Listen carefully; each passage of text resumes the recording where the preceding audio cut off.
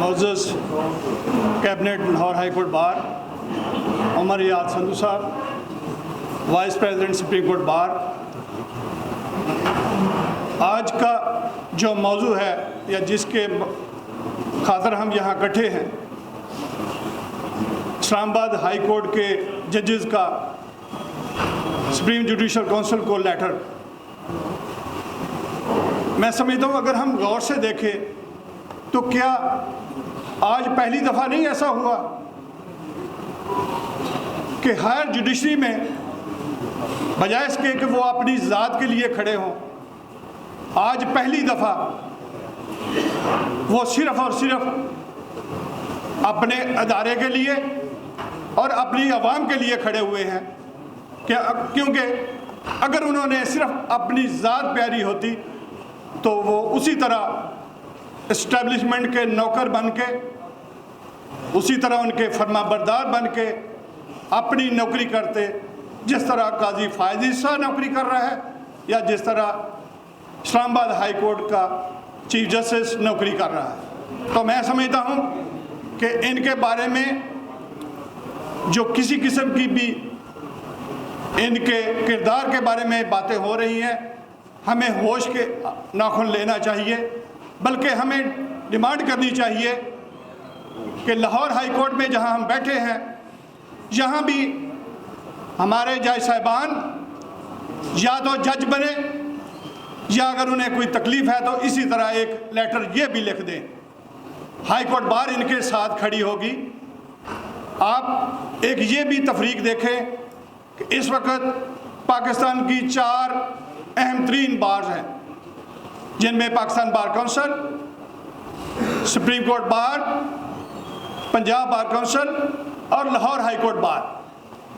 आज ऐसा क्यों है कि सिर्फ और सिर्फ लाहौर हाई कोर्ट बार अपने एक आवाज़े एजेंडे के साथ यहाँ आपके सामने हाउस में बैठी हैं, जहाँ पे आप बात कर रहे हैं।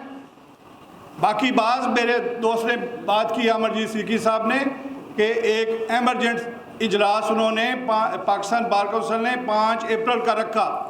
मैं यहाँ उसके बारे में क्लैरिफिकेशन कर दूँ कि 5 तारीख को उन्होंने पाकिस्तान बार काउंसिल का इजलास नहीं रखा, बल्कि पाकिस्तान बार काउंसिल की एग्जीक्यूटिव कमेटी का इजलास रखा है,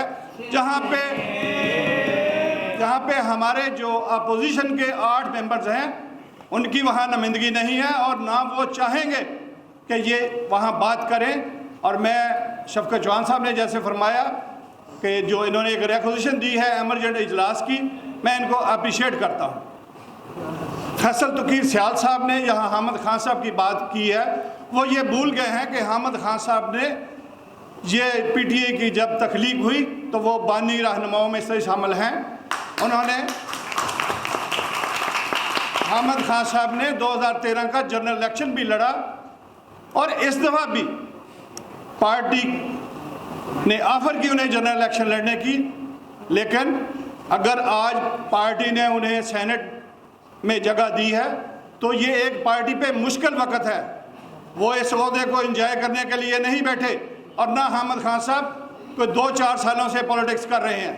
हामिद खान साहब पिछले 50 साल से पॉलिटिक्स कर रहे हैं और बार में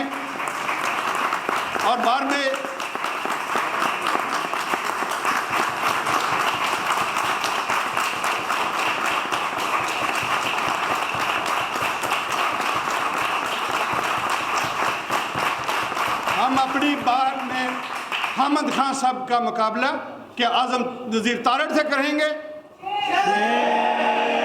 या एहसन बुन से करेंगे? लिहाजा मेरा छोटा भाई है, मैं उसे कहता हूं कि आप सच्ची बातें भी किया करो, हमेशा सच्ची बात कह के गलत बात ना किया करो। खैर एनी हो, मैं एक और बात की तरफ आपकी तवज्जो मजबूर कराऊंगा कि आपने महसूस किया कि 2024 में हमें महसूस नहीं होता कि एक फ़िक्री इनकलाब की तरफ हमने बढ़ना शुरू कर दिया। यहाँ अजीब अनोखे अनोखे फैसले हुए, अजीब अनोखे अनोखे यहाँ इक़दामात किए गए।